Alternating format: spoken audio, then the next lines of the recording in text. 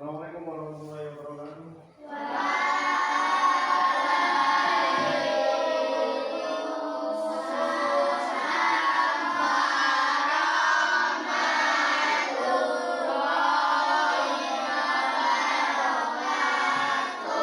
Selamat pagi semuanya. Sudah siap belajar hari ini? Baik, alhamdulillah kita memulai pembelajaran hari ini dengan membaca doa bersama-sama. Berdoa dimulai. Selesai. Baik.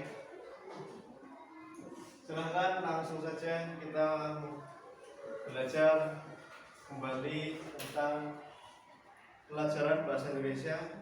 Silakan buka LKS-nya di halaman 38. Sudah? Ya, kita simak materi yang ada di halaman 38, yaitu tentang ringkasan. Baik, silakan perhatikan di paragraf pertama. Jika kamu ingin belajar dengan cara yang lebih cepat, membuat ringkasan dapat menjadi satu cara yang dapat dilakukan. Ringkasan yang dimaksud merupakan penyajian yang lebih singkat dan efektif dari sebuah teks atau wacana yang panjang. Jadi, apabila kalian dapat informasi atau dapat cerita di sebuah buku atau di sebuah media, ya, ceritanya panjang, informasinya panjang, supaya kita semua bisa memahami dengan mudah, itu kita bisa membuat ringkasannya.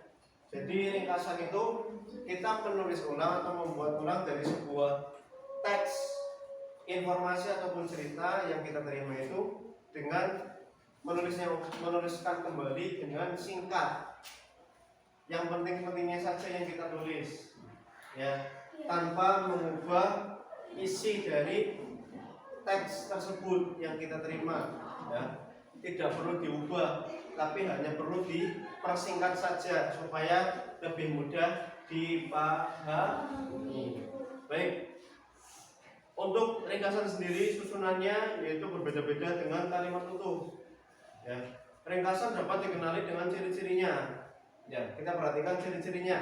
Yang pertama, mengungkapkan kembali informasi suatu karangan dalam bentuk singkat dan padat. Jadi sebuah ringkasan itu diungkapkan kembali apa yang menjadi pembahasan pokok dari teks yang kita baca, ya. Tapi dijelaskannya atau menuliskan kembalinya dengan bentuk singkat dan padat, ya, tidak terlalu panjang kalimatnya. Yang kedua, memuat kembali informasi yang diungkapkan penulis kepada pembaca di dalam tulisannya. Memuat kembali informasi. Jadi informasi yang tertuang di dalam sebuah teks yang akan kalian bentuk ringkasan ini dituangkan kembali, ya, dimuatkan kembali informasi tersebut tanpa dikurangi informasinya atau diubah, hanya perlu disingkat saja, dipersingkat saja.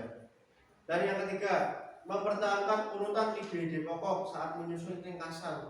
Jadi ide-ide pokok dalam sebuah teks tersebut tidak perlu diurutkan ulang lagi, jangan dirubah-rubah lagi, sesuaikan saja urutannya.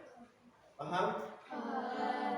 Dan yang keempat, mengikuti susunan ringkasan, sudut pandang, dan isi dalam karangan asli.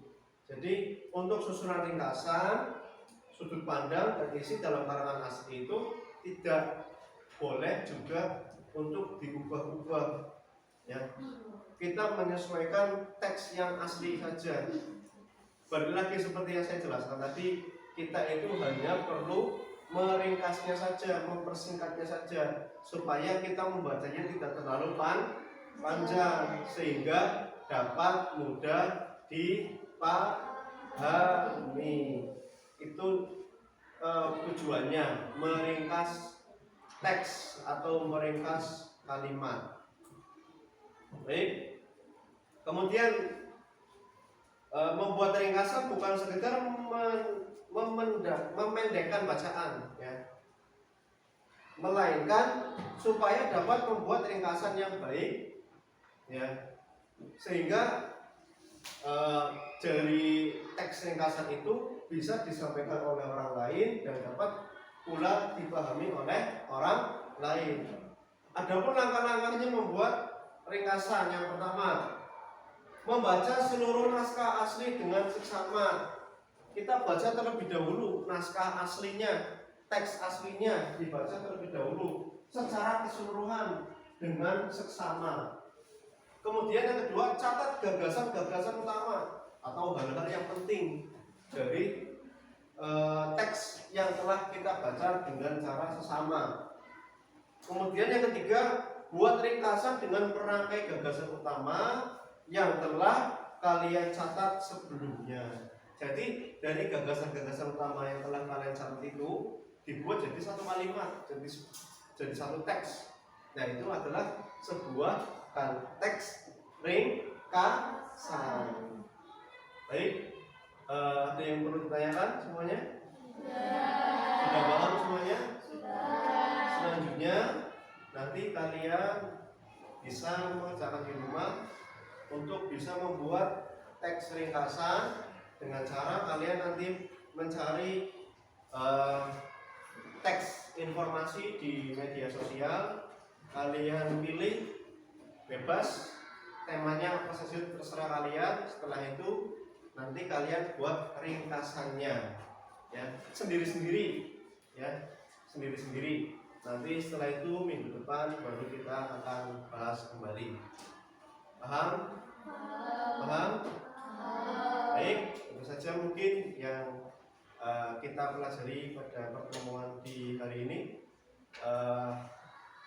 Kalau memang sudah tidak ada pertanyaan lagi, saya akan tutup pembelajaran ini, dan alangkah baiknya kita tutup pertemuan ini dengan membaca hamdalah. Alhamdulillah. Oke, atas perhatiannya saya ucapkan terima kasih. Assalamualaikum warahmatullahi wabarakatuh.